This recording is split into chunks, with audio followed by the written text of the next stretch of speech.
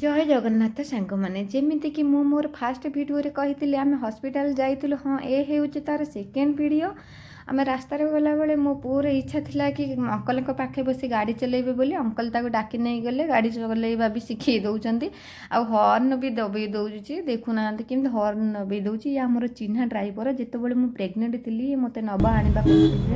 कारण मोर कंडीशन जो भल नाला मो रूम ठारू 20 किलोमीटर दूर थिला ये हॉस्पिटल से कार जावासिया करूली देखुना बाबू जेमती हॉस्पिटल पहुँची गले ना दादागिरी आरंभ करते माने से जितेबले भी एठिक आसब सी बड़ हो सान हो सबू पिला माने क्या भी बसईदबनी निजे सबू कह मुझी खेली ये हूँ विशाखापाटनम आपोलो हॉस्पिटल अरिलोभारे मुझे जिते प्रेग्नेंट थी मोर ये चेकअप कराऊली ये ही मो पुओ जन्म होता जो गाइनोकोलॉजिस्ट मैम थिले से बहुत भलो मैम थिले बहुत भलो